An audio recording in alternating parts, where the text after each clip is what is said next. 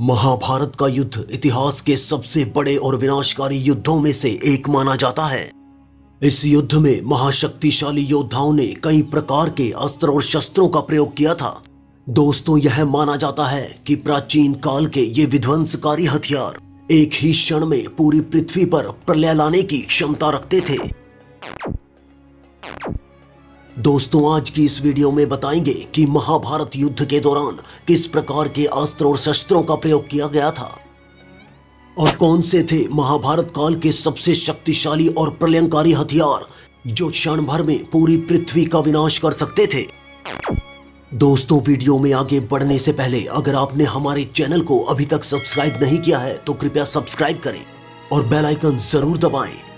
दोस्तों, सबसे पहले आपको बताएंगे कि अस्त्र और शस्त्र क्या होते हैं, यानी अस्त्र और शस्त्र के बीच क्या अंतर है और इन्हें किस तरह चलाया या इस्तेमाल किया जाता है। दोस्तों, पुराणों के अनुसार जिन हथियारों को मंत्रों के जरिए दूर से दुश्मन पर हमला करने के लिए इस्तेमाल किया जाता है, उन सभी हथियारों को अस्त्र कहते हैं, जैसे गरुड़ास्त्र, आग्नेयास्त्र, ब्रह्मास्त्र, पशुपतास्त्र, महादेव का त्रिशूल और भगवान श्री कृष्ण का सुदर्शन चक्र आदि ये सभी अस्त्र की श्रेणी में आते हैं। और दोस्तों, जो हथियार हाथों से चलाए जाते हैं, यानी जिन्हें हाथ में पकड़कर शत्रु पर हमला करने के लिए इस्तेमाल किया जाता है, वे शस्त्र कहलाते हैं, जैसे तलवार, गदा, भाला और धनुष आदि ये सभी शस्त्र की श्रेणी में आते हैं। चलिए दोस्तों, अब बात करते हैं महाभारत काल के सबसे खतरनाक और शक्तिशाली हथियारों के बारे में। दोस्तों, भारतवर्ष में शायद ही कोई महाभारत से अनजान होगा। ऐसा कोई नहीं है जिसने महाभारत के बारे में ना सुना हो। महाभारत युद्ध की इस जंग को भारतवर्ष की सबसे बड़ी लड़ाई माना जाता है। दोस्तों, आज के युग में चाहे इंसान कितना भी आगे क्यों ना बढ़ चुका हो, मगर वह महाभारत काल में इस्तेमाल हुए हथियारों जैसे हथियार नहीं बना पाया है। चलिए दोस्तों, आज आपको बताते हैं कि महाभारत के सबसे भयंकर और खतरनाक युद्ध में कौन कौन से खतरनाक हथियारों का इस्तेमाल किया गया था। नंबर 7, वज्रास्त्र। दोस्तों, वज्रास्त्र को देवराज इंद्र का मुख्य अस्त्र माना जाता है।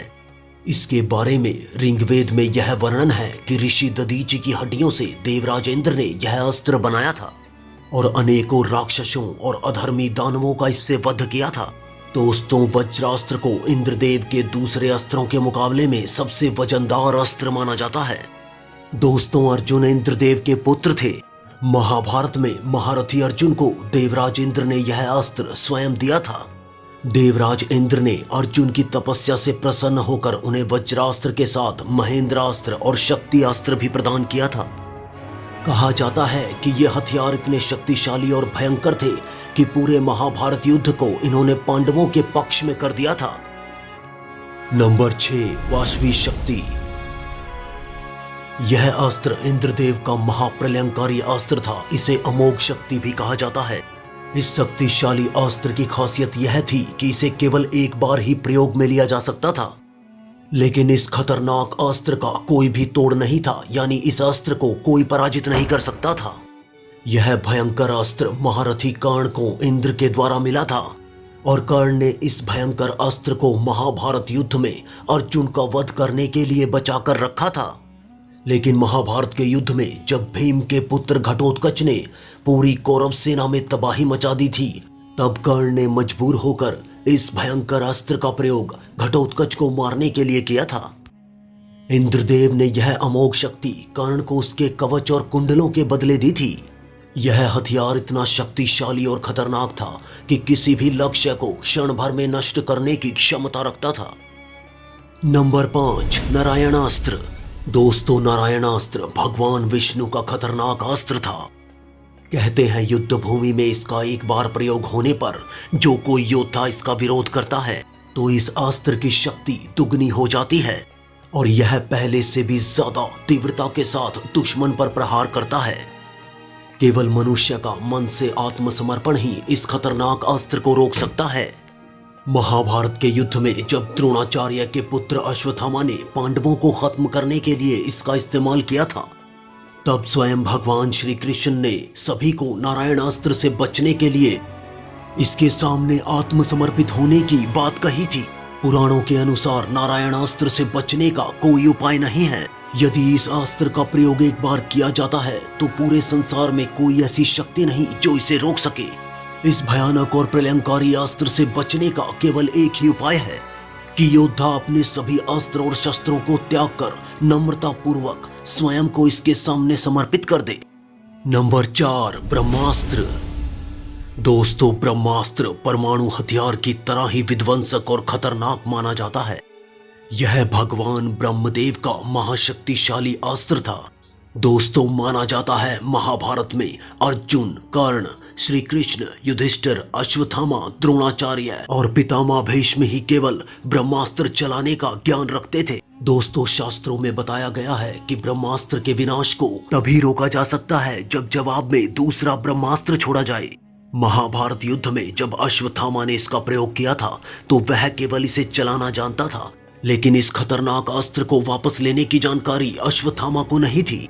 दोस्तों, ब्रह्मास्त्र एक ऐसा अस्त्र है जिसके बारे में यह कहा जाता है कि यह पूरे ब्रह्मांड को नष्ट करने की क्षमता रखता है। महाभारत में अश्वत्थामा और अर्जुन के अलावा और किसी योद्धा ने इसका इस्तेमाल नहीं किया था। नंबर 3, ब्रह्मशिरा अस्त्र। दोस्तों, ब्रह्मशिरा या ब्रह्मशीर्ष अस्त्र भगवान ब्रह्मा द्वारा बनाया गया अत्यंत शक्तिशाली और भयंकर अस्त्र है। इस महासंहारक अस्त्र में ब्रह्मास्त्र की तुलना में 4 गुना अधिक शक्ति मानी जाती है। यह एक प्रकार का शक्तिशाली बाण है जिसका आवाहन करने पर यह उस बाण की नोक पर ब्रह्मा जी के 4 सिरों के साथ प्रकट होता है। यह इतना प्रलंकारी हथियार है कि ब्रह्मास्त्र को भी काटने में सक्षम है और इसको केवल दूसरा ब्रह्मशिरा अस्त्र ही काट सकता था।